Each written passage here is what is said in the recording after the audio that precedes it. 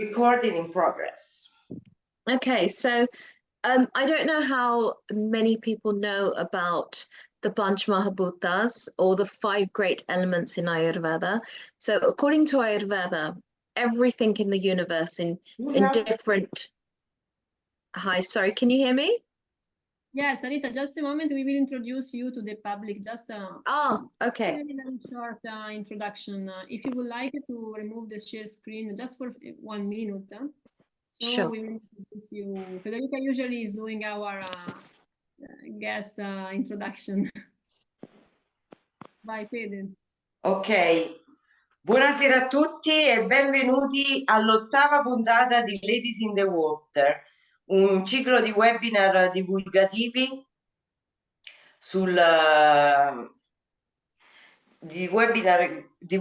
sull'acqua per creare consapevolezza ed educare all'acqua e a quale l'importanza dell'acqua nella nostra vita e quale acqua bere per essere un'acqua di alta qualità come base del benessere della propria vita. Quindi noi con questa serie di webinar vi accompagniamo passo passo attraverso storie, popolazioni e evidenze scientifiche nel magnifico mondo dell'acqua. Noi siamo Giulia Miscioscia e Federica Antonilli e non ci presentiamo questa sera perché vogliamo dare più spazio al nostro ospite, ma vi dico brevemente che ci siamo conosciute grazie all'acqua, è nata una grande amicizia e quindi abbiamo deciso di fare qualcosa insieme. Di mettere su questa rubrica, io la chiamo rubrica come si chiamava un tempo, appunto Ladies in the Water. Tratteremo vari argomenti, ogni volta approfondiremo un argomento particolare relazionato all'acqua, ma faremo anche altro. E quindi adesso vi racconto invece della dottoressa indiana Sarita Devi Natar, medico ayurvedico, insegnante di yoga, esperta nella pratica di ascolto del battito cardiaco nel polso, spiega la connessione profonda tra Ayurveda ed elemento acqua e descrive come utilizzare un'acqua di alta qualità durante i processi detox per l'uso efficace di glisteri e pulizie intestinali. Ovviamente la dottoressa parlerà inglese, Giulia ci tradurrà, quindi la puntata di oggi quindi sarà dedicata all'Ayurveda e all'acqua, ma prima, per chi magari non conoscesse che cos'è l'Ayurveda e la parola Ayurveda, Giulia brevemente ci spiegherà in modo che tutto il resto possa esservi chiaro. Io lascio la parola a Giulia, vi ringrazio di essere qui e buon ascolto. Grazie Federica. Brevemente magari spero insomma i pochi che non conoscono la scienza dell'Ayurveda, perché trattasi veramente di una scienza medica molto molto antica, perché Veda è il termine che in filosofia indiana in sanscrito indica la conoscenza, Ved è la radice per vedere in sanscrito. E Ayurveda è una scienza molto molto antica. Sofia, penso che le altre persone sentano, quindi magari è un problema tuo delle tue connessioni, quindi parla un po'. Quello che sì, grazie Sofia. Quello che è molto importante da comprendere è che l'Ayurveda non è soltanto una scienza che studia la malattia, ma soprattutto invece quelle che sono le cause e come creare un'armonia, perché è un metodo non solo medico, ma soprattutto filosofico, nel quale la malattia e la salute rappresentano dei processi in cui partecipano corpo, mente e spirito. E si avvale di varie tecniche, tra cui appunto magari molti di voi conoscono il massaggio ayurvedico, tecniche di purificazione, utilizzando anche un'alimentazione equilibrata, anche dà indicazioni su un corretto stile di vita e anche su come praticare pian piano e avvicinarsi alla concentrazione che poi genera l'aspetto meditativo. E tutto questo è insieme per creare appunto equilibrio all'interno del corpo psicofisico e specialmente chiaramente nel momento della malattia è più che mai importante comprendere che tutto quanto è connesso, che siamo un corpo olistico e non soltanto fisico. E soprattutto l'Ayurveda si basa anche su principi etici, quindi ad esempio appunto come la non violenza, che fanno parte anche dello yoga, delle Ashtanga yoga, ok? Quindi sono i principi proprio, le varie forme attraverso cui si esprime lo yoga, il rispetto per la natura, per la propria terra, e poi un'attenzione quindi anche sull'aspetto filosofico e sulla pratica degli aspetti spirituali attraverso lo yoga. E ci ricorda l'Ayurveda sempre che la meta principale nella vita è la vera libertà dalla dipendenza, dalla confusione mentale, dagli attaccamenti e dai processi che ci tengono incastrati nei solchi dei flussi mentali, quindi anche al mondo esterno in questo senso. Io passo parola alla dottoressa Sarita e Sarita ci parlerà appunto dell'elemento acqua nella Ayurveda. Si dice in sanscrito jala, ok? Quindi quando vedete jala sapete che stiamo parlando di acqua. Ok, Sarita, thank you so much. And I made a little introduction about Ayurveda and now you can share your screen. Great, thank you. And if you would like to do sometimes as most as you can some breaks, I will translate.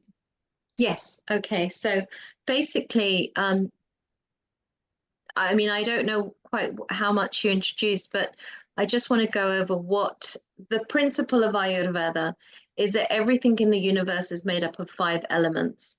So you have Agni, which is fire, Jala, which is water. So I'll go in the right way, actually. First of all, you have Akash, which is space. And then you have Vayu, which is air. Then Jala, which is water. Then Agni, which is fire. And then Prithvi, which is earth. And these are known as the 5 great elements, and they come together as 3. In Sanskrit, they're called doshas. Dosha means that which fluctuates. So we're in constant flux. Those doshas are vata, which sorry, Sarita, Giulia deve tradurre, Giulia had to translate, so Okay. You can go please slow and yeah. Before changing the slide, Sarita, maybe I should translate, I think. Sure. Yeah, so let me translate this.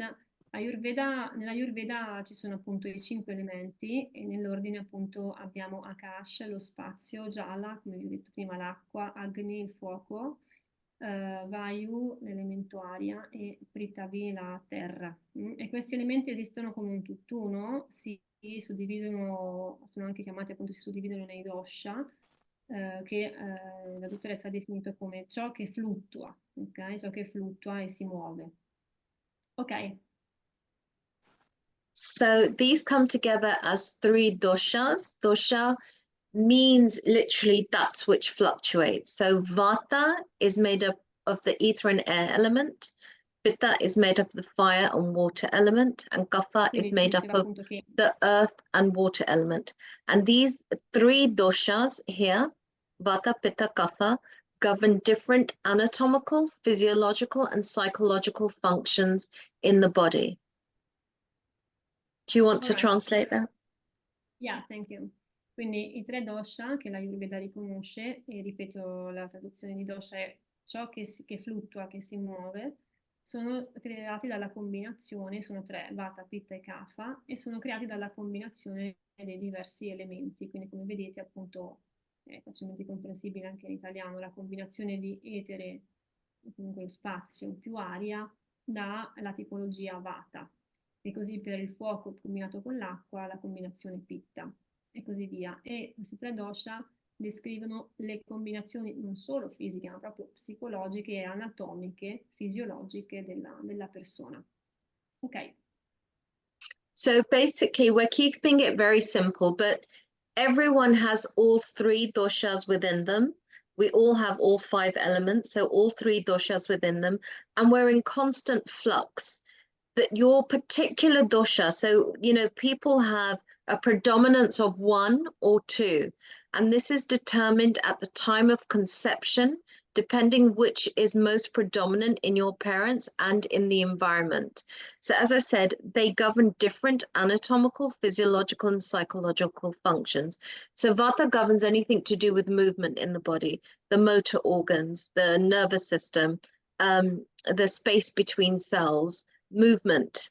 So this is Vata, circulation. Pitta governs anything to do with transformation, from the transformation of thoughts, emotions, food, metabolism, catabolism, the endocrine system. This is Pitta.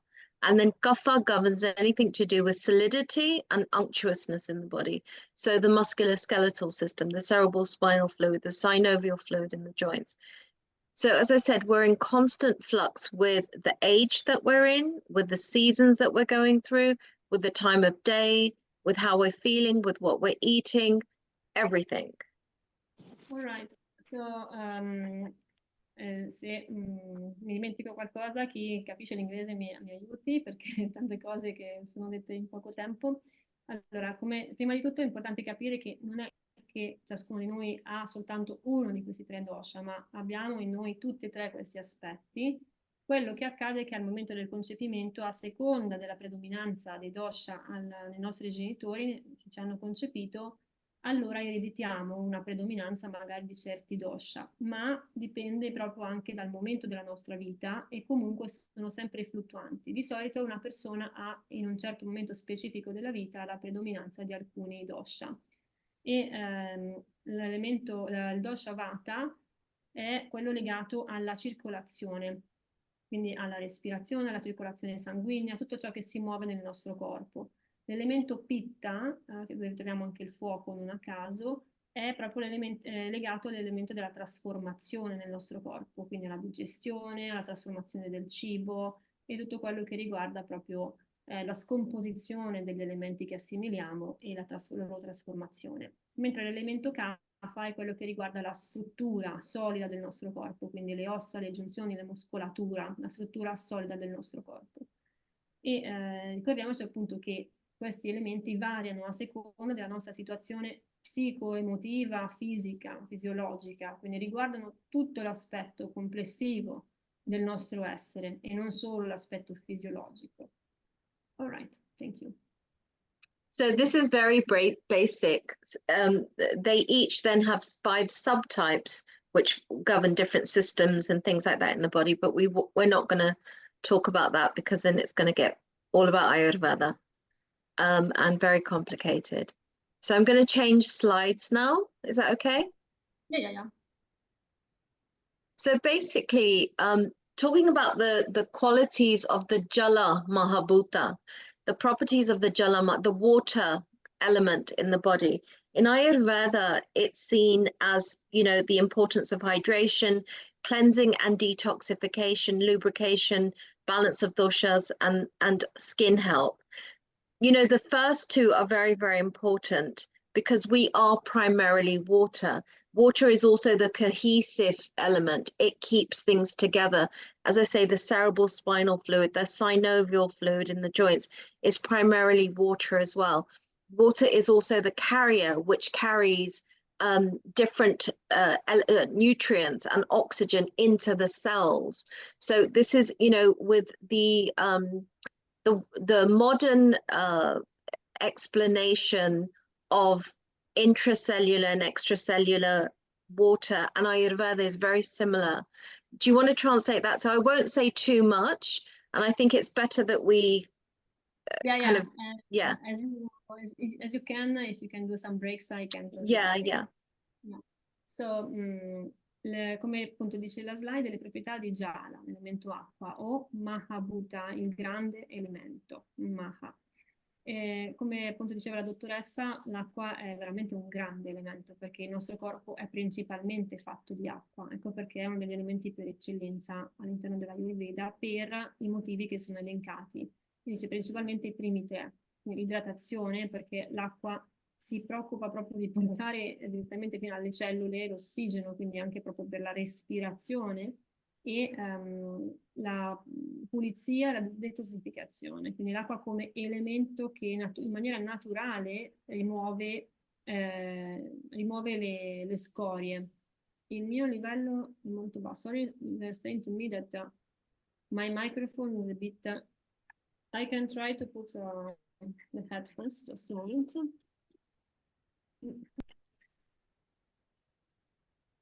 This is better like that? I hope so. Can you hear me better now, Catherine? All right.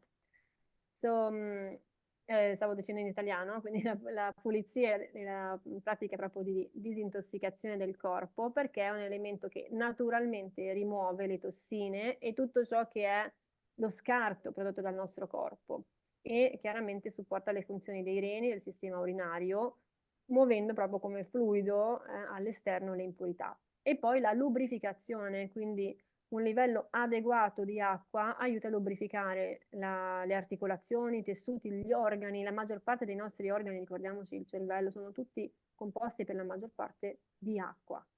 E anche aiuta chiaramente la digestione e il movimento del cibo. Ok, thank you.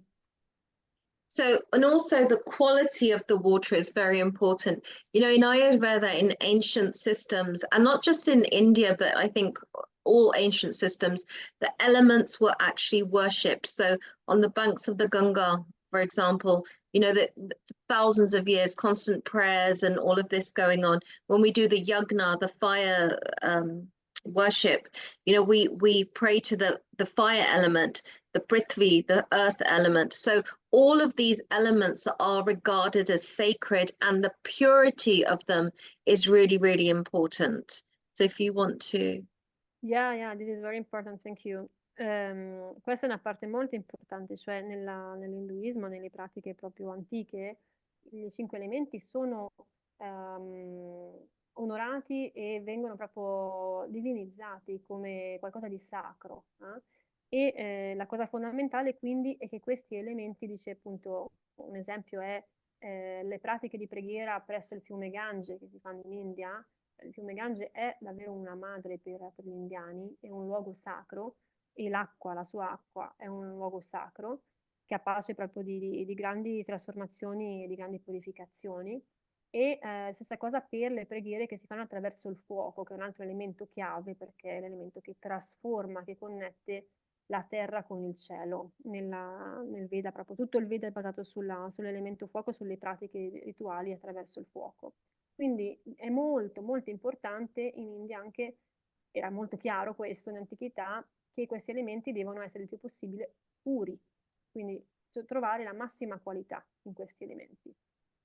Ok? Yeah, and I just want to go back a little bit, if that's okay. So I'm just going to go back, Giulia. Sure. Here, it's very important to recognize that if I go back to Prithvi, there is a little bit of Prithvi in Agni to ground that Agni.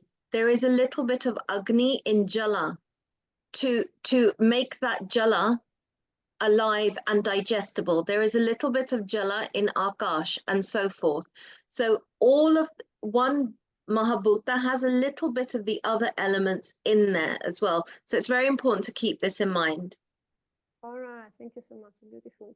Molto importante ricordarci che non sono separati questi elementi fra di loro anche, ma c'è un pochino di fuoco all'interno della terra. Il fuoco serve all'acqua per essere meglio digerita quando è un pochino scaldata, e l'acqua serve per assimilare anche l'elemento dello spazio. Tutti gli elementi sono comunque connessi fra di loro. Non dimentichiamoci questa parte molto importante, che in ciascun elemento c'è anche un pochino. Thank you.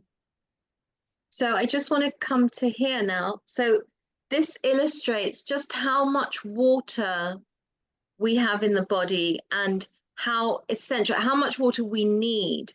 So we can see that the brain is 83% water, should be around 83%, kidneys 83%, lungs, blood is 94%. Cellular and intracellular is actually about 99%. About 99%. So it's really, we are essentially structured water.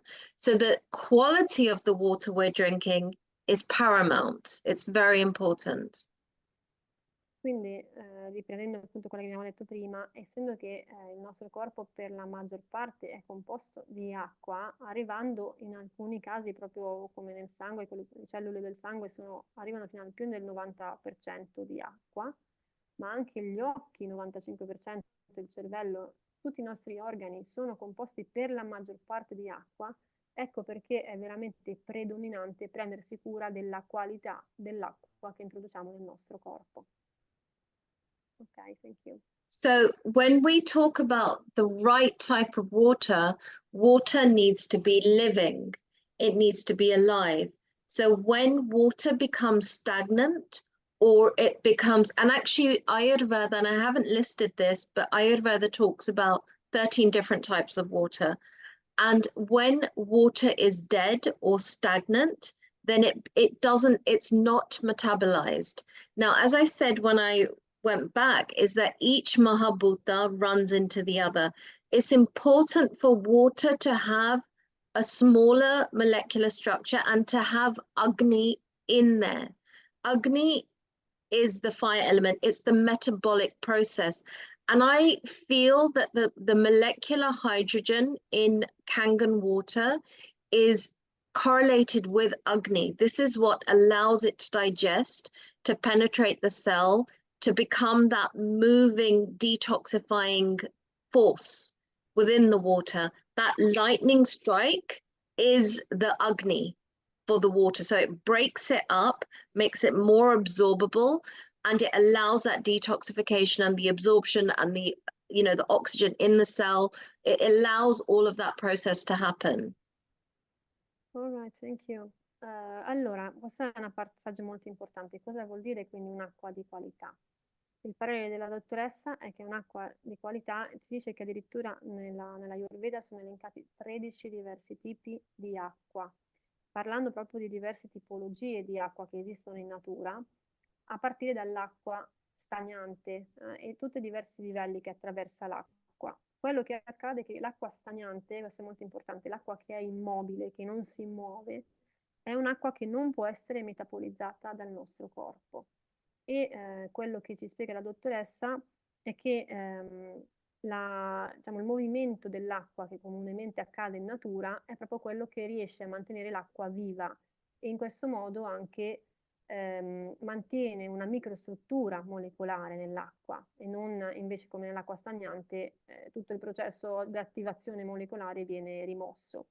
Non solo, ma ci dice che anche l'attivazione di Agni, che è il fuoco, è interessantissima perché il fatto che noi in questi incontri parliamo appunto della ionizzazione dell'acqua attraverso il dispositivo Enagic, dell'azienda Enagic, l'elettrolisi non è altro che un trasferimento di corrente elettrica, quindi fuoco, all'acqua e quindi grazie all'attivazione del fuoco l'acqua risulta più facilmente metabolizzabile dal corpo.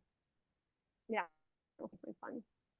So this slide here just illustrates how Kangen water is basically structured water. The molecular structure of this water is much smaller, and unstructured water is much bigger. So it's basically, if you imagine, if you have like a chain link fence and you're throwing like a baseball trying to get through the chain link fence, it's not going to get through because each cell in the body has what's called an aquaporin. It's an opening. And so you're not going to be able, those molecules can't get into the cell. When water is structured and it has that molecular hydrogen, it's much more easily penetratable into the cell to clean the cell and to oxygenate and detoxify. So this is a regular dead water, has around 15 to 20 molecules in the cluster.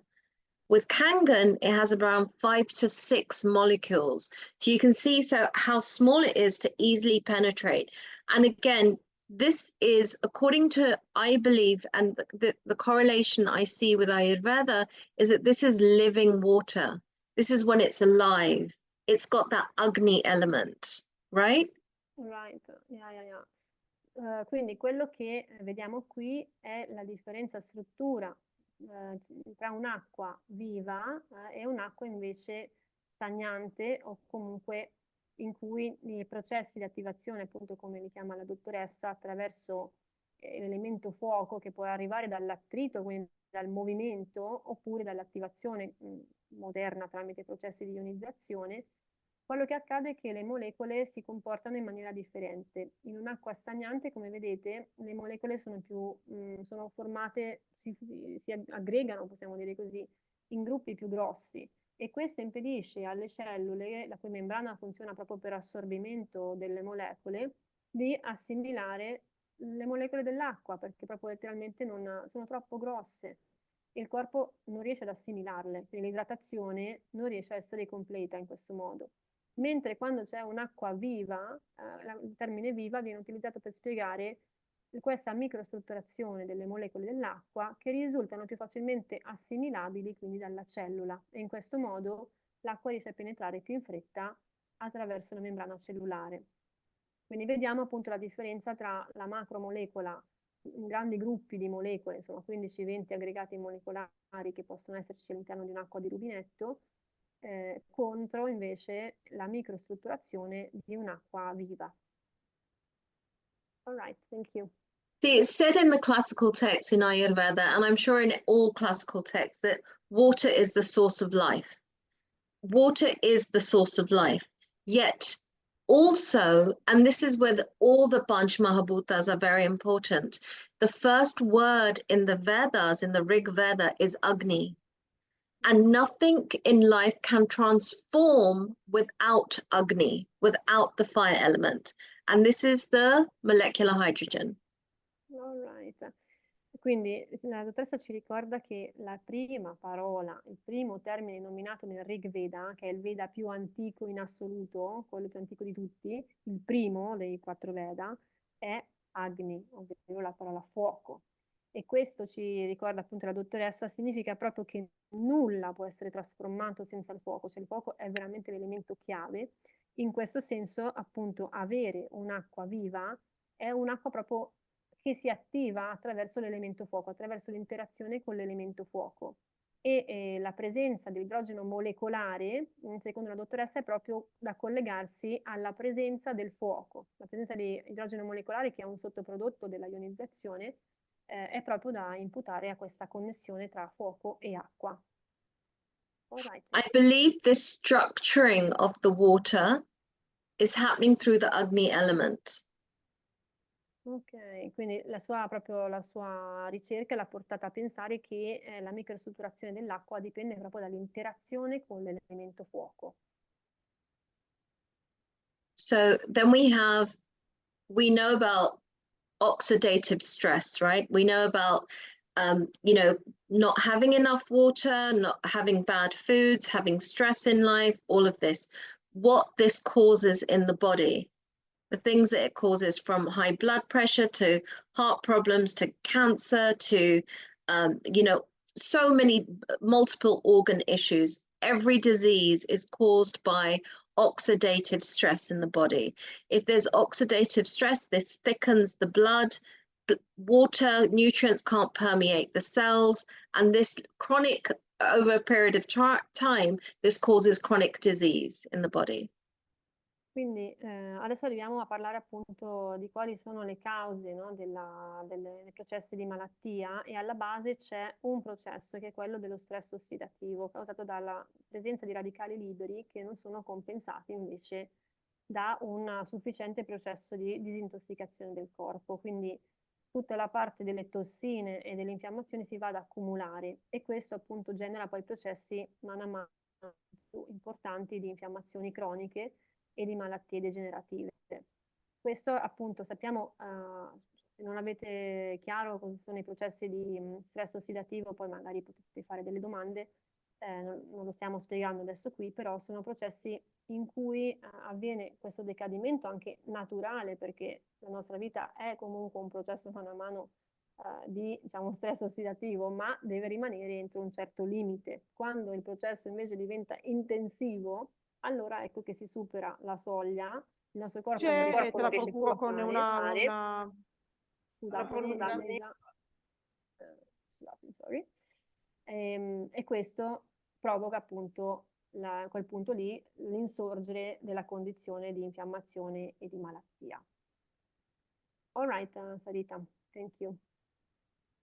So basically, the way I see it is that, you know, when there's an acidic environment because of oxidative stress, and this could just be because of stress, dehydration, modern medicine, processed foods, EMF, you know, just modern day life. What happens is this is our internal environment. This becomes our internal, it's an acidic internal environment. And no matter if we're having good food, if we're having nutrients, the fish, if you imagine the fish are our cells, the murky water is the environment that they're living in, right? So we give good food, we give nutrients, we give all of this, and this fish, the cells are just about surviving, but they're not optimally functioning. So when we start to, so this is, and you know, this is what processed water. Scusami Elisa, attenzione perché hai il Spegnete i microfoni. Ok. Sorry Sarita. And on the right here, we have an oxygenated environment. So we have water, which is structured. We have water, which is it's doing its job. It is very potent in molecular hydrogen. Sorry, aspettate che... Riesci a spegnerlo tu il microfono, Giulia? L'ho spento, ma si continua a riaccendere. Aspettiamo un secondo che io faccio così e poi vediamo. All right. Nel frattempo traduci. Sì, just a moment, let her finish. Okay, Sarita, just please finish, then I will translate. Yeah, so basically it's really about taking care of our terrain rather than just treating the symptoms. So now we're changing the terrain with living water, with water which is alive, and anything alive needs Agni, vitality. Agni is synonym, it's synonyms with vitality. It's correlated with vitality. So when we have living water, which has that, you know, what the Kangen machine has done is basically replicate natural water in the world from like the blue zones where it's gone through, you know, melted from glaciers and bashed against rocks. It's caused that lightning strike. It's caused that restructuring of the water. That's what this machine does. So when we're having this water, it quickly hydrates, cleanses, detoxifies the body very quickly. I actually specialize in pulse diagnosis, and I treat very serious conditions, very chronic conditions. And when I see people pre-Kangen water and post through the pulse, it's blown my mind how quickly the body changes, how quickly the body responds. Because the body, what we're doing internally is this. On the right, we're changing the internal environment. You know, the body is so innately wise. When you give it the right information, it knows how to recalibrate. And that's what we're doing. Thank you so much. Allora ragazzi, questa è una parte molto importante, credo che davvero questa metafora è molto molto bella da osservare. Sulla sinistra vediamo appunto quello che accade quando c'è un ambiente in cui l'acqua contenuta in questo ambiente non è acqua viva. Anche noi, se noi diamo, immaginiamoci che i pesci siano come le nostre cellule, ok? Noi possiamo anche darli da mangiare, gli diamo da mangiare, gli diamo il cibo anche ogni giorno, anche quello più buono, ma se l'ambiente in cui si muovono è di questo tipo, è chiaro che la sopravvivenza è appena cioè, a livello minimo, ok? Quello che accade invece quando diamo un'acqua viva è che tutto l'ambiente si rigenera, è l'ambiente stesso che diventa vivo, visto che il nostro corpo è fatto di 80% di acqua, tra l'altro, no? E è un processo proprio di ambiente a quel punto ossigenato. E questo permette, sappiamo appunto che l'ossigeno è portatore di vita e di vitalità per l'organismo, non per niente noi siamo in simbiosi con le piante, quindi le piante riciclano la nostra anidride carbonica e noi riceviamo l'ossigeno dalle piante per la nostra vita. Questi processi quindi di avere un ambiente completamente rigenerato continuamente, in continuazione, dice la dottoressa, lei è specializzata nell'ascolto del battito del polso. E dice rimane ogni volta veramente sorpresa e sconvolta per come in fretta cambiano tutte le sensazioni dell'ascolto quando una persona inizia ad assumere un'acqua viva come l'acqua Kangen, perché immediatamente tutto il battito cardiaco viene cambiato e la circolazione migliora molto in fretta. All right, thank you for this beautiful example because it's really very interesting to observe these images. Thank you so much. So that actually, as I say, I did, you know, I was thinking about this a lot, and I feel like there's so much more correlations to be made, but I wanted to keep it as simple, and I'm open to questions. So that's for now, this is the end of my presentation, but we can discuss, you know, if there's any questions or. Perfect, thank you so much. Quindi ci sono chiaramente ulteriori, tantissime altre cose di cui discutere, in particolar modo chiaramente lei ha detto che è rimasta anche molto nella semplicità, parlando anche proprio della medicina ayurvedica, però vorrebbe fermarsi qui e casomai invece rispondere alle vostre domande. Quindi lasciamo spazio adesso per delle domande. Anche se volete scriverle in chat, io ve le traduco. Sarita, would you like to close the screen sharing? Yes, yes. So if someone has some questions, we can also open the microphone.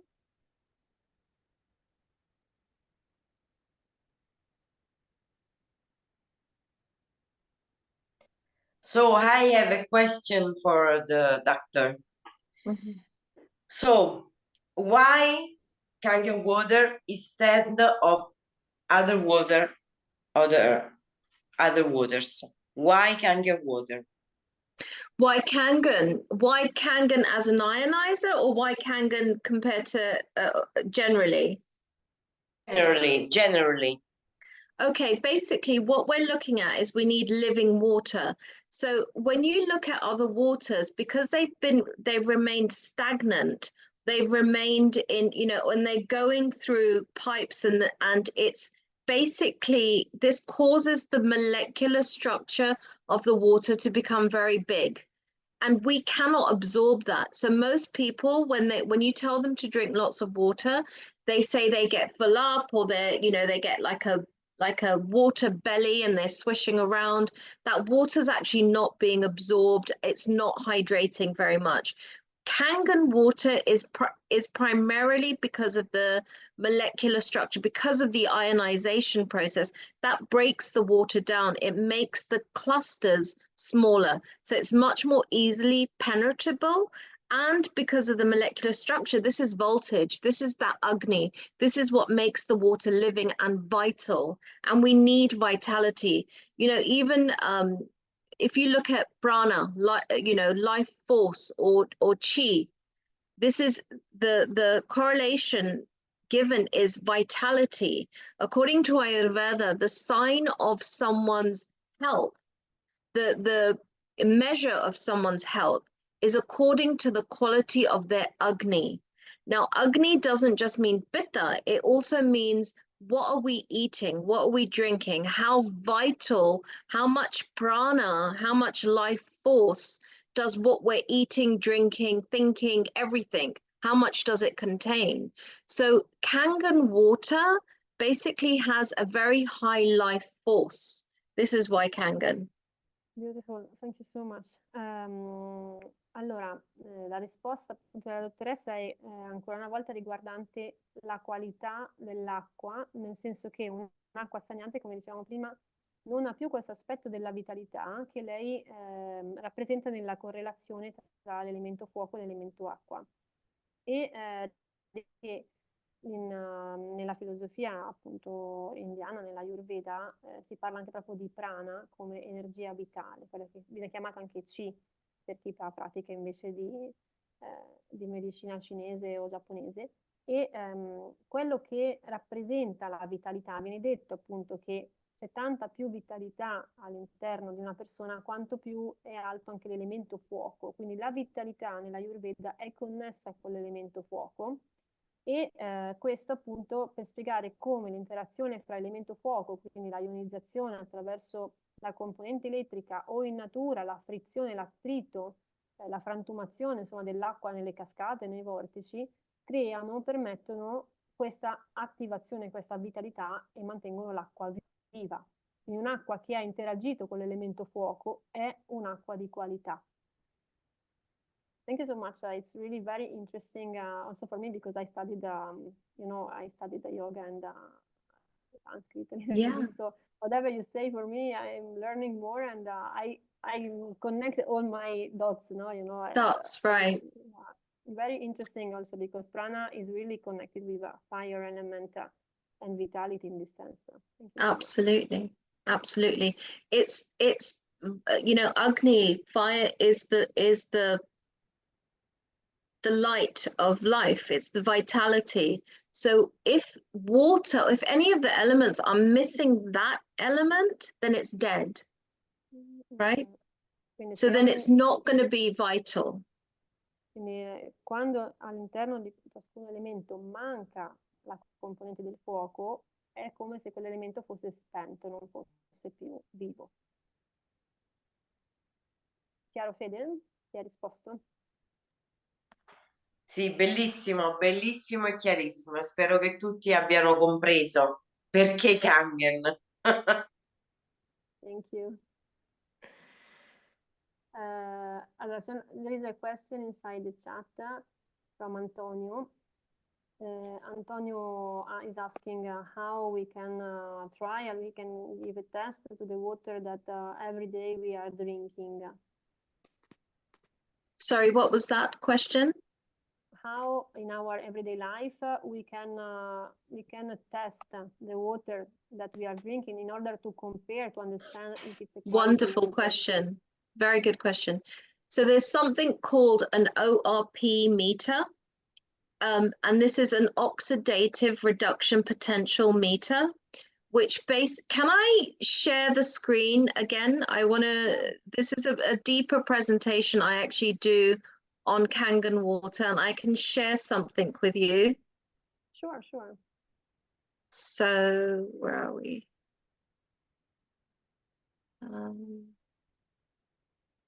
So basically it's about okay, I'll just share this. So an ORP meter measures if water is high in molecular hydrogen, is alkaline or acidic. If it's acidic, this is no good for the body. So I'm just going to share this with you. All right.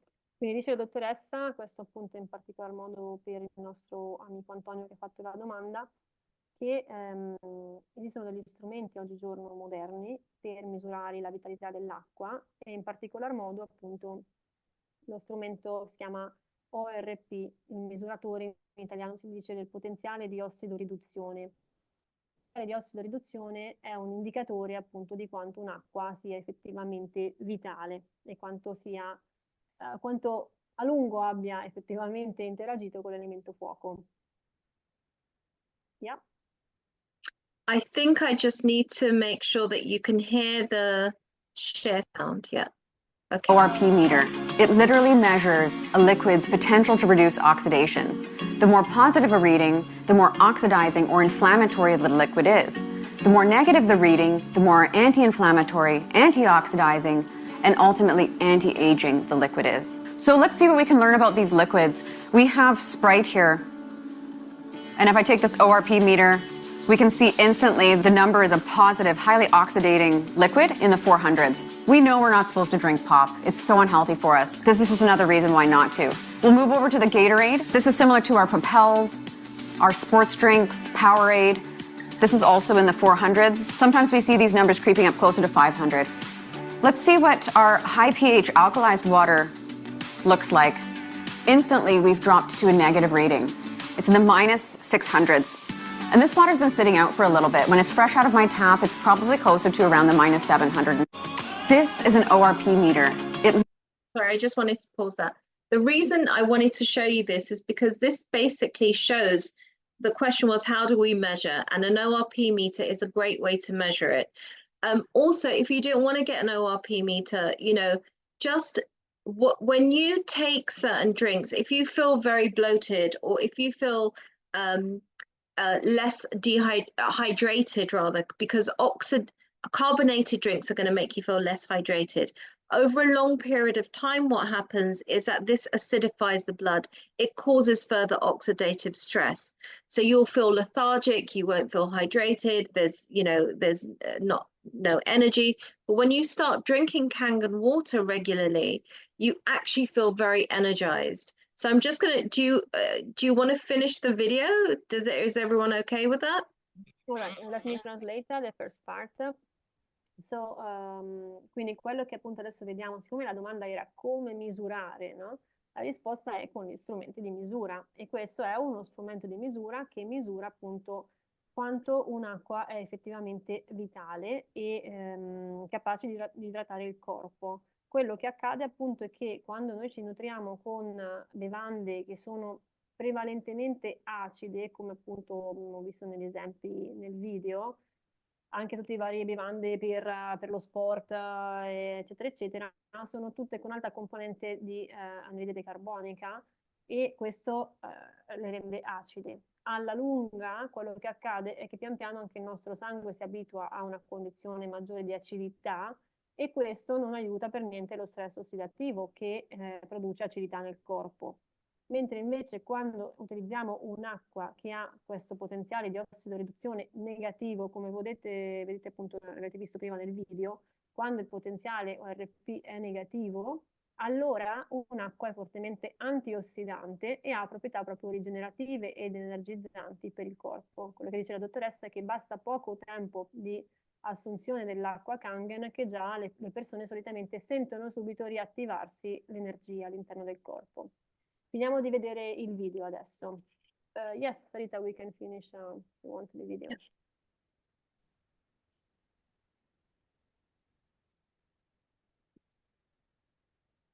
Dropped to a negative reading. It's in the minus 600s. And this water's been sitting out for a little bit. When it's fresh out of my tap, it's probably closer to around the minus 750s. So now let's check out what happens when we look at the bottled waters. This seems to be the practical choice for so many people. We've got Aquafina. This is in the 300s, 330. We'll go over to Dasani. Looks like the number's around 370. And of course, Smart Water. And all of these bottled waters, they're all dead waters without naturally occurring minerals. So we have demineralized reverse osmosis water, or even in some cases, vapor distilled water, as we're testing right now. So this one's at about 348. We'll go over to the Fiji. We're in the 330s again, 328. Let's try the tap. Our tap water is quite oxidating here, 450. And then let's go back to Kangen. Our high pH alkalized water, minus 615. Again, this is the only liquid in the entire lineup that has a negative read or is a true antioxidant. Everything we eat or drink is either acidifying or alkalizing to our body. But unfortunately, the majority of us are consuming foods or drinking beverages which are filled with sugar or highly processed, leaving our bodies in a state of acidosis, which leads to disease and, of course, accelerates the aging process. Let me translate just a moment the last part of the video. Quindi nell'ultima parte del video abbiamo visto misurando i diversi tipi di acque, compresa l'acqua di rubinetto e l'acqua che vendono nelle bottiglie, perché per esempio l'acqua fina, possiamo fare nomi perché è un brand che c'è a Dubai, quindi ve ne parlo perché si trova a Dubai o anche insomma negli Stati Uniti, è una delle acque più famose in giro che ci sono delle acque che invece hanno un potenziale di ossido-riduzione positivo. Abbiamo visto anche appunto fino a 400, più 400. Quindi sono acque ossidanti, anche se magari il loro pH non è completamente acido, però sono acque ossidanti perché manca questa componente appunto dell'attivazione della vitalità, del movimento dell'elemento fuoco in queste acque. Quindi alla lunga, quando continuiamo ad assumere, come abbiamo visto appunto, come diceva nel video, sostanze acidificanti, quello che è interessante è capire che alla lunga il nostro corpo, il nostro sangue si abitua a tutto ciò. Mentre l'acqua Kangen, avete visto, ha un potenziale di ossido-riduzione negativo, meno 600. Okay, thank you, Sarita. There is a specific question now in the chat about how to use the water, Kangen water also especially, of course, for the cleansing practices for intestine. And which kind of water do you suggest to use for these practices? So I recommend using ionized water for cleansing the intestines. And basically, it's not just about cleansing the intestines. You know, in Ayurveda, the intestines are the gateway of, it's where all disease happens. So if the colon is not clear, then it has a backlog effect on everything else in the body. So it's not just about cleansing the intestines. When we cleanse the intestines, we're then allowing the rest of the body, the rest of the channels in the body to cleanse also. So it's yes, we have to cleanse the intestines all the time. That's very important. But in order to do, when we do that, we need to remember that that's then allowing all the other channels to cleanse. So the intestines aren't separate from the rest of the body. They're one. But is the question specifically in terms of enemas or orally cleansing? Yeah, it's specific for enemy. How do you say in English? Enemas? Animals, and Enemas. also which kind of pH of Kangen water we can use for that? Yeah, I would recommend that either 8.5 to start with, but you know, in Ayurveda we don't just use water to cleanse. If it's in enema, then we never only use water. We use good water, 8.5, 9.0, and then if you're really going deep, 9.5. This would really cleanse very powerfully. But when we're cleansing, when we're doing enemas in Ayurveda, we always add oil. We always add oil because there has to be some oleation in the colon as well. Okay. So Which kind of oils? We use specific oils depending on the condition.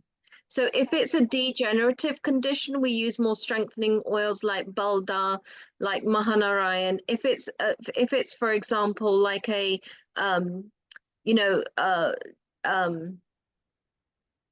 gas and things like that, there's also we use medicated ghees. So there's always an oleation element to it as well. And what using the Kangen water with that would do.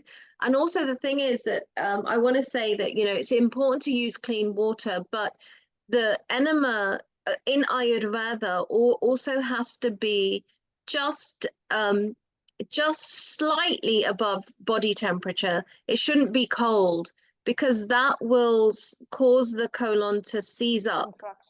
Yes, and also when we do an enema in Ayurveda, we always massage the stomach. We bring heat to the stomach so the colon is relaxed. So we don't use cold water. You know, I know that in colonic irrigation, only water is used, and I've seen patients where when they've had too much colonics, because of the too much scraping effect, this causes a colon to become dehydrated. So this is not good. So if you're doing an enema, it needs to be slightly warm water. So you can, the thing is that when you heat ionized water, you are losing the molecular structure, but you've still got good, clean, powerful water. And then you always must add oil to it. A little bit of oil. Let me translate. Allora, innanzitutto... Sorry, Giulia. And we also add, you know, depending on the condition, we also add herbs, depending on the condition. So we have many different types of, if you know, different ones if there's constipation, different ones if there's arthritis, different ones if there's for example, fertility issue, different ones if there's, you know, a skin issue. So there's all different ones. Different what? Sorry, because the connection was not good. Different herbs. Herbs, ok. Different herbs and oils, yeah. All right. Quindi innanzitutto teniamo presente che nella medicina ayurvedica l'intestino è il mezzo principale con cui si purifica tutto il corpo, quindi è il punto di partenza di ogni processo di pulizia perché quando puliamo l'intestino, tutto il resto del corpo, tutti gli altri canali vengono purificati di conseguenza. Quindi l'intestino è il luogo di partenza di ogni processo di pulizia. Prima cosa da dire, perché è fondamentale, ed è fondamentale proprio la pulizia interna dell'intestino nell'Ayurveda. Ma quello che dice la dottoressa è che, beh, intanto per chi chiedeva appunto di quale tipo di acqua Kangen, dall'8.5 si può pian piano salire, si può cominciare con la 8.5 di pH, ma quello che diceva la dottoressa è che nella Ayurveda si aggiungono, a seconda delle specifiche situazioni, due componenti fondamentali. La prima, che comunque è essenziale, è che l'acqua deve essere a temperatura del corpo, quindi comunque deve essere un pochino riscaldata. Vengono fatti dei massaggi, delle pressioni affinché l'intestino non si contragga, perché se l'acqua è troppo fredda, quello che accade è che l'intestino si contrae, e questa contrazione dell'intestino è proprio ciò che non vogliamo, perché riduce, crea una specie si ritirano le pareti intestinali, e questo non permette alle colonie batteriche di sopravvivere e di proliferare come dovrebbero all'interno della mucosa intestinale. E l'altra componente fondamentale che si aggiunge all'acqua nei clisteri nell'Ayurveda sono gli oli e anche dei preparati di erbe, che dipendono dalla situazione specifica della persona, quindi se è un problema di costipazione, se è un problema di infertilità, dipende insomma dalla condizione, ci sono dei preparati, degli oli specifici. Il fatto di aggiungere un olio è fondamentale appunto perché è fondamentale la lubrificazione delle pareti intestinali. L'intestino non deve mai seccarsi, e anche utilizzare un'acqua da sola può risultare nocivo per l'intestino, quindi è molto importante aggiungere sempre un olio.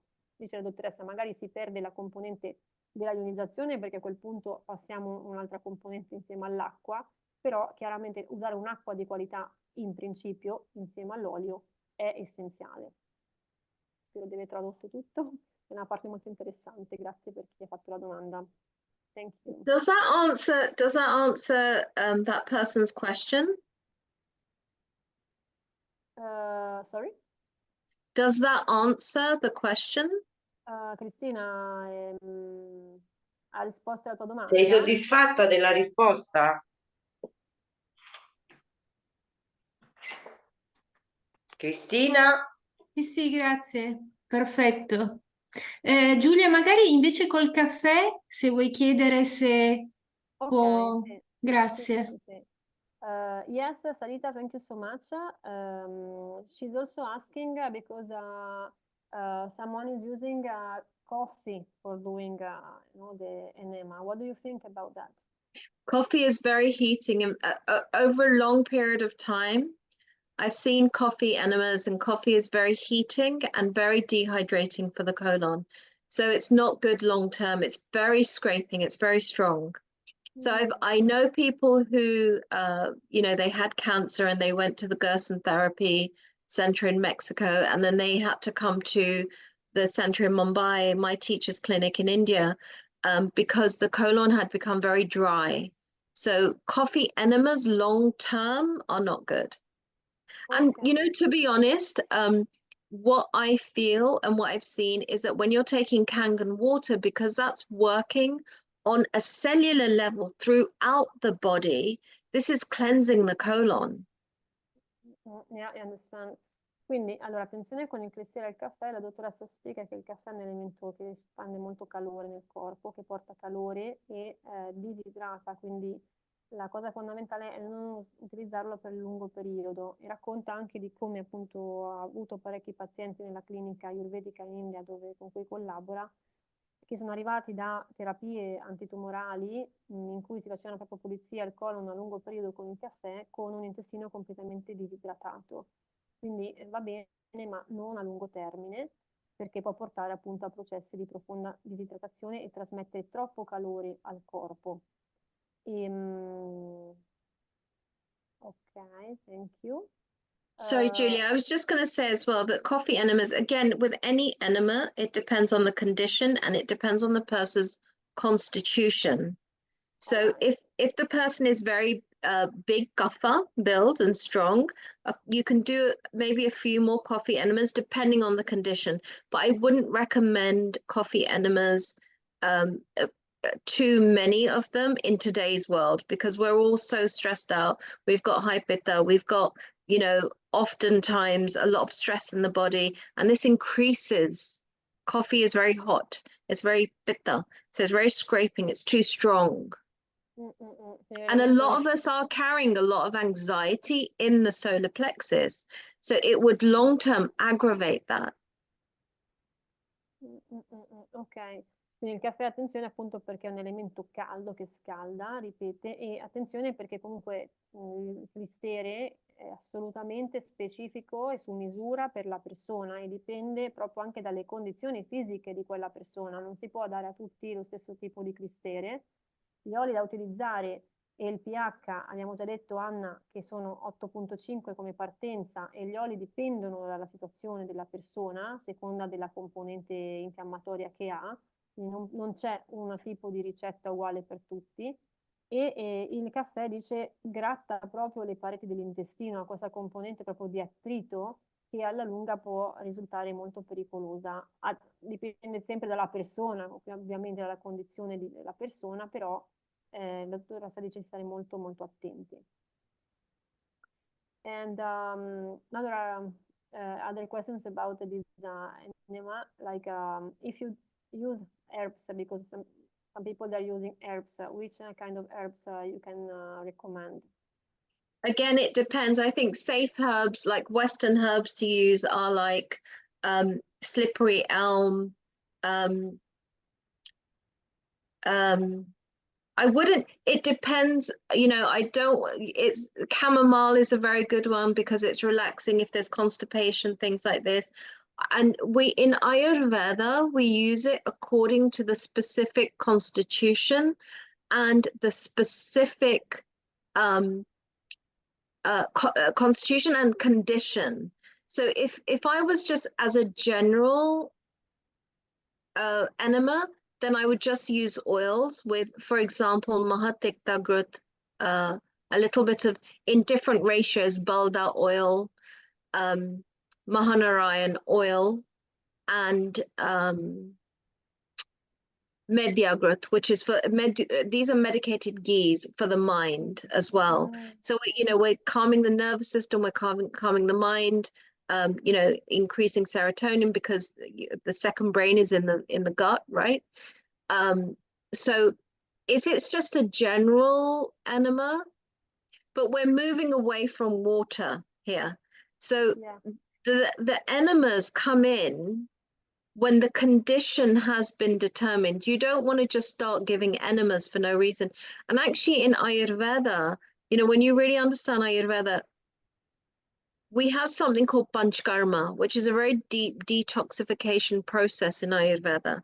And it's a detoxification on the physical, mental, emotional levels. And this enemas are the end of that process. They are given at the end of that process. You don't just give enemas, because actually then you can just cause more problems. Very interesting, thank you. Let me translate, that is very important. Allora, prima di tutto aggiungo, perché prima mi è sfuggito anche alcune, viene utilizzato anche come olio il ghee, il ghee che è proprio questo burro chiarificato, che proprio sono ghee medicinali, medicamentali usati nella Ayurveda. E quello che è molto importante, che ricorda la dottoressa, è che nella Ayurveda comunque, attenzione, i clisteri non è che si fanno così, si fanno molto spesso proprio al termine di processi di purificazione, tra cui appunto processi anche molto importanti a livello di sblocco emozionale, e il clisterio è l'ultima parte di questi processi. Quindi non è che non si tende a dare un clistere così immediatamente, ma proprio perché, diceva anche la dottoressa tra l'altro, che utilizzare un'acqua ionizzata come l'acqua Kangen anche da bere è già di per sé un utilizzo proprio dell'acqua come processo di purificazione e detossificazione. Il clistere va utilizzato in casi specifici al termine di processi di purificazione e detossificazione che poi vanno a sbloccare le tossine, e quindi il clistere aiuta a rimuovere come fase finale del processo di detossificazione. The reason why enemas are given at the end of the process, the deep detoxification process, is because enemas work primarily on vitiated vata. Vata is an ether and air element, and it's the one that moves. It's, if you imagine, it's like electricity, it moves everywhere. And the main seat of Vata of the subtypes is a Banavayu, and it sits in the pelvis. So if you're giving someone an enema who actually isn't ready for it, you're vitiating that Vata even more. So then you can cause more problems. So it's really important to do these processes at the right time. All right. Quindi attenzione, perché appunto la dottoressa specifica che anzi addirittura i clisteri, fa un esempio appunto per una tipologia di persona che ha accumulato molto vata, quindi l'elemento dell'aria nella parte bassa si accumula del corpo, nelle viscere. Se si dà un clistero a una persona che ha un accumulo di vata può peggiorare la situazione, quindi attenzione perché, ripete la dottoressa, bisogna assolutamente considerare con grande cura la situazione della persona, da persona a persona. All right. Some other questions, però they are a bit specifically of individual situation now. Like someone is asking if I know my specific dosha, because they have already done some kind of test, how to create a balance for the dosha that are too much present, so you need to create balance with the other that are a bit too less. Yeah, actually, he also told it's a bit. This is a very misconception, I think, that in the way that Ayurveda has been propagated in the West. I agree. But, right? When people do a questionnaire and to find their Prakruti, their constitution, the way they're going to be answering that is how they're feeling at that time. And actually, the answers that are going to probably be coming up is their Vikruti, their imbalance, not their Prakruti. We're all out of balance. We live so far out of rhythm with the rhythms of nature, with the circadian rhythms. So when I meet someone, you can, just looking at someone and the way they're talking, the energy, you realize what constitution they are. But when I take the pulse, what I'm looking at is their Vikruti, their imbalance, not their Prakruti. So it's good that you may know what your Prakruti is, but you know that is a very, very detailed question. So what constitution does this person think they are? Interesting, thank you. Allora, attenzione appunto Antonio, perché quello che ti ricorda la dottoressa, in generale, insomma, per quanto riguarda l'Ayurveda oggigiorno, come c'è tanta confusione mentale e tanta disinformazione, e oggigiorno tutti quanti, a causa dei ritmi, degli stili di vita che non sono più naturali, non sono più umani, oggigiorno tutti quanti siamo sbilanciati. Quindi... Pitta Kapha. Yeah, Pitta Kapha is the kind of dosha that they have been told to this person.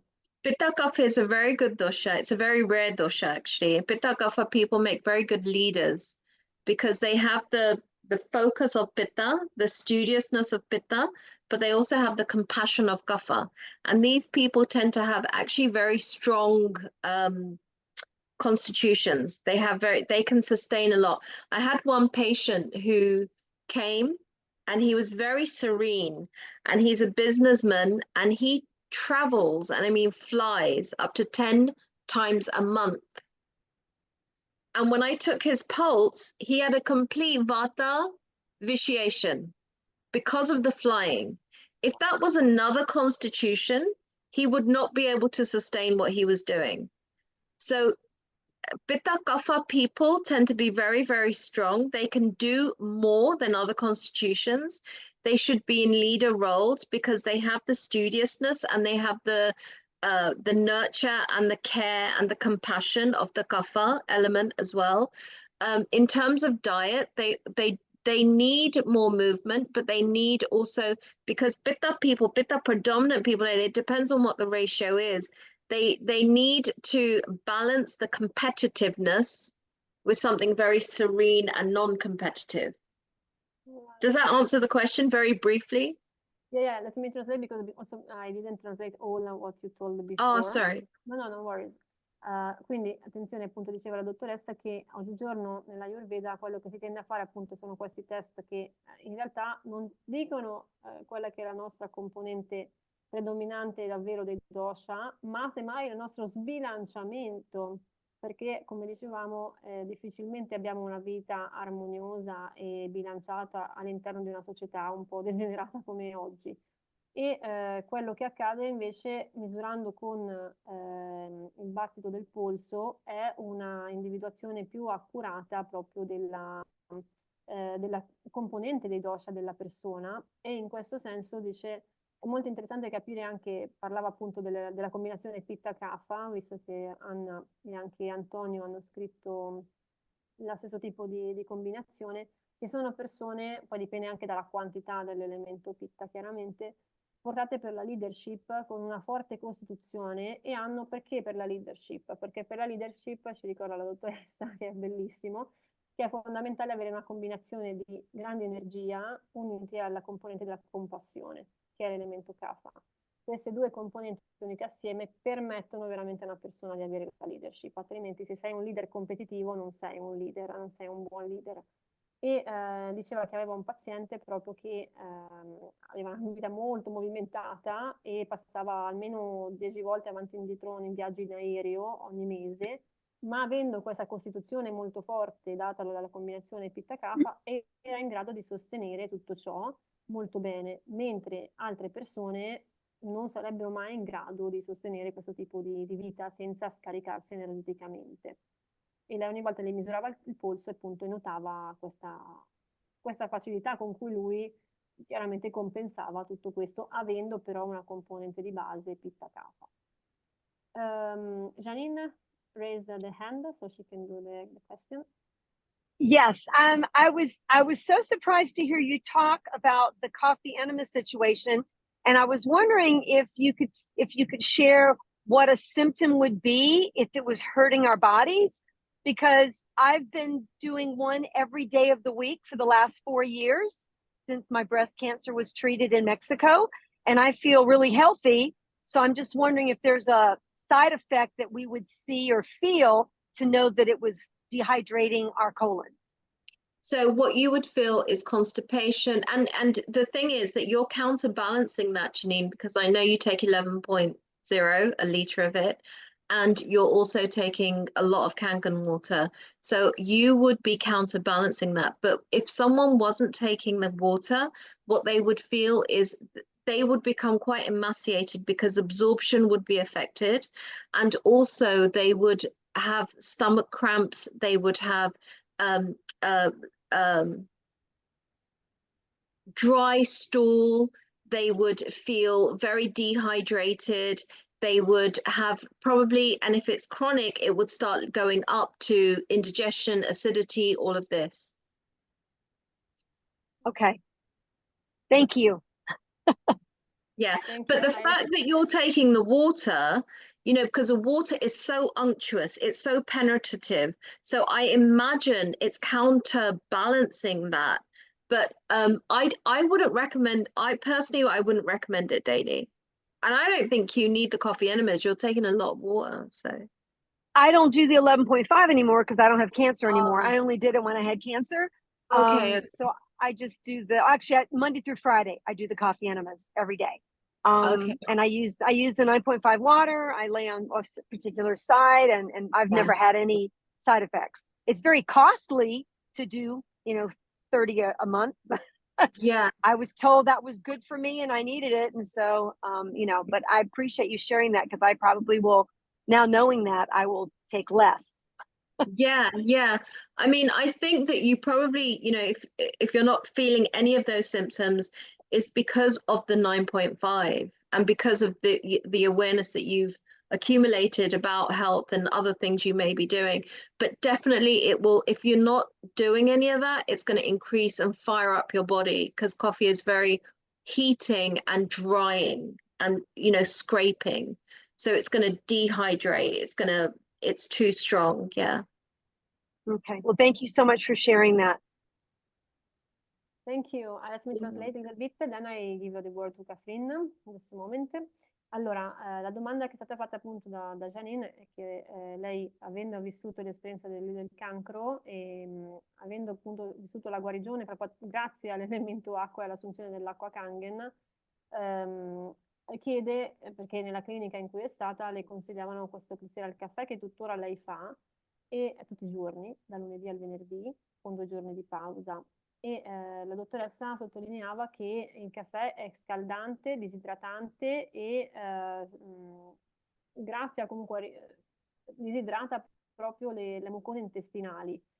E dicevamo proprio come anche le emozioni, siccome l'intestino è davvero l'altro luogo del nostro sistema nervoso, è il nostro cervello forse principale, è molto importante stare attenti all'effetto del caffè. Quindi Janine l'ha ringraziata ricordando che adesso appunto magari può diminuire anche la quantità. La dottoressa diceva appunto se comunque una persona assume grandi dosi di acqua Kangen e anche acqua 11.5 di pH, che è l'acqua quella appunto massimamente antiossidante che produce il dispositivo di ionizzazione, è chiaro che così compensa, però non c'è nessun bisogno di utilizzare una componente così forte come quella del caffè nei clisteri.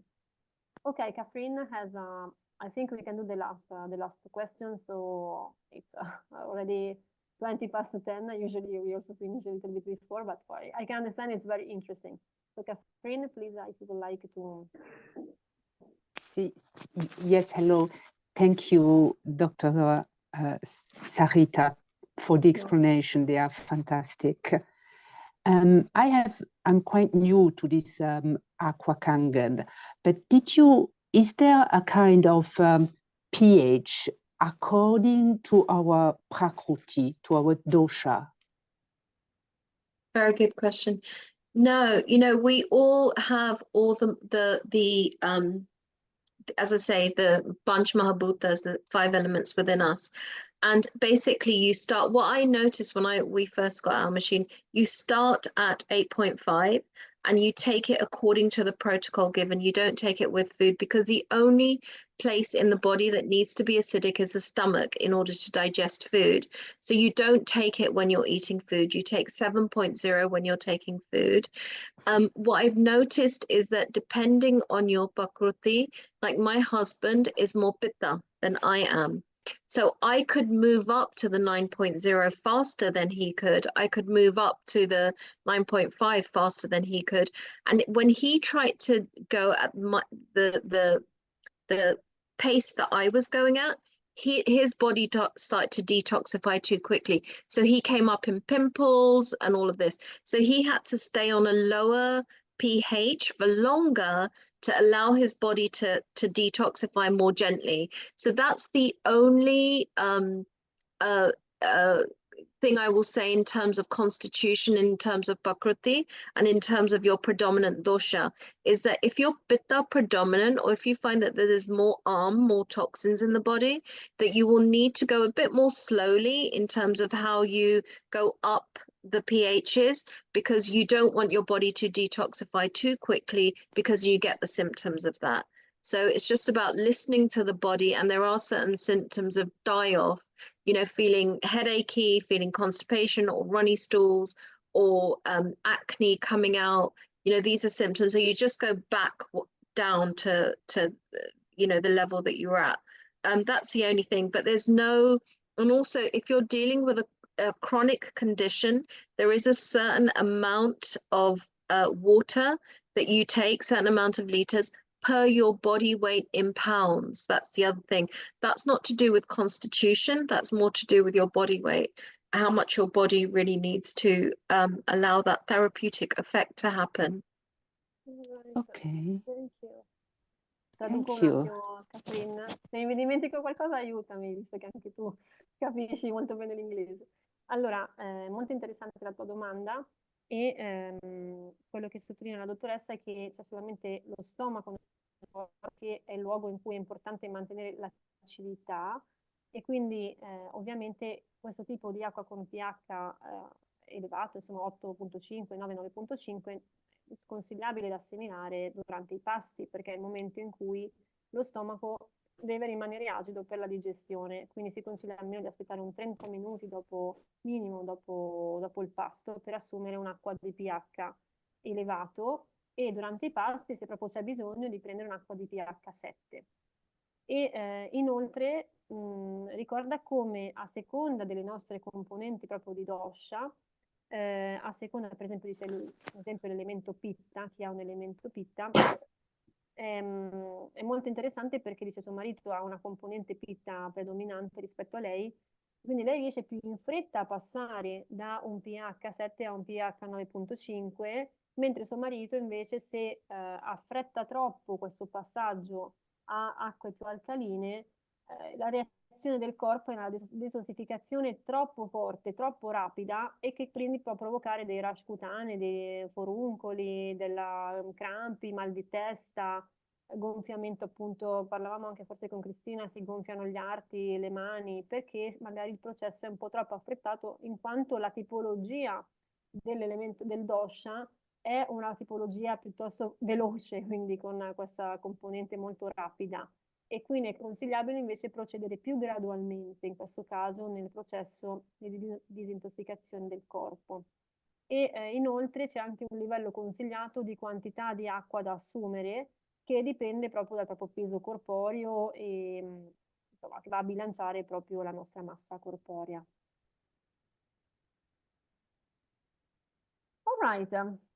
I think that The only other thing I would say, just to add to that, Giulia, is that, for Yeah. example, if you're dealing with a very chronic condition, for example, like kidney disease, and I've got a couple of patients who are dealing with kidney disease, chronic kidney disease, to start with, I put them on a blend of 7.0 and 8.5, because we can't allow the kidneys to, have too much overload of toxins and try and detoxify too quickly, because that would not be good. So it's really about pacing according to the condition and all of this.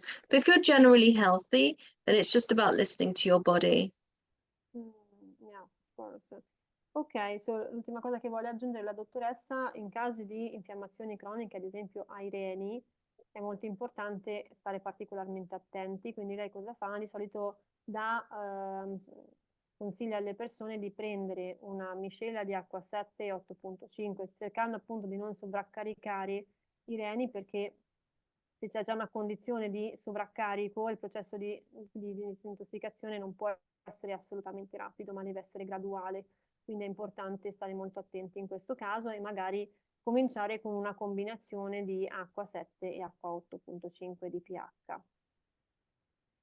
Thank you, Sarita. Bene, se non ci sono altre domande, io direi di chiudere qui la nostra 8ª puntata di Ladies in the Water, il nostro percorso di consapevolezza verso il benessere attraverso un'acqua di alta qualità, e poi alla fine ogni nostro ospite così speciale sottolinea sempre quanto alla fine l'acqua migliore sia l'acqua Kangen, perché ci ripropone tutte le caratteristiche che un'acqua di qualità deve avere.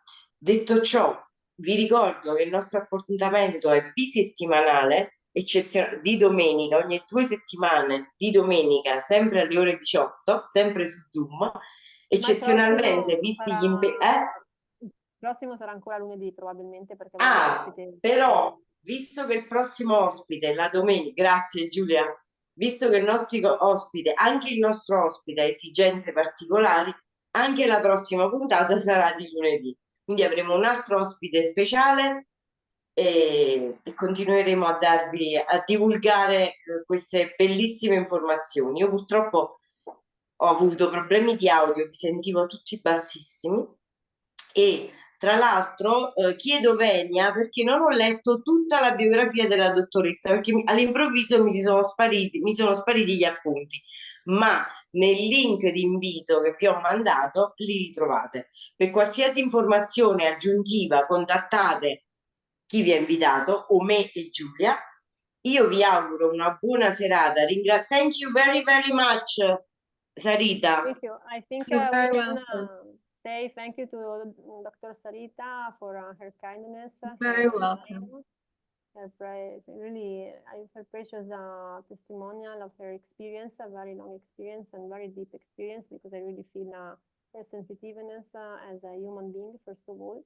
And if you would like in any moment, you know that we are here, Sarita, we share these moments of awareness about water every 2 weeks. So you're most welcome to participate. We can also do in English, in 2 languages. We are very open because many of us can understand English actually. So it's very helpful to share this awareness together. Absolutely. And, Traduci, Giulia. Thank you very much. Io ho detto che appunto che è la benvenuta quando vuole, sa che può contare su di noi, sulla nostra comunità di persone in Italia. Also, if you need anything, Io vorrei anche... You have a lot of friends, Sarita. Vorrei anche ringraziare la mia compagna di viaggio in questa avventura che abbiamo iniziato insieme per la splendida traduzione, bravissima. Non ti ho potuto aiutare perché sentivo pochissimo, ma ho capito quello che c'era da capire. Però grazie Giulia, sempre di essere con me in questa bellissima avventura che stiamo facendo. Vi ringrazio tutti, buona serata. Alla prossima, e per qualsiasi cosa contattateci o contattate la persona che vi ha invitato. Grazie, ciao. Grazie, ciao a tutti. Grazie, buona serata.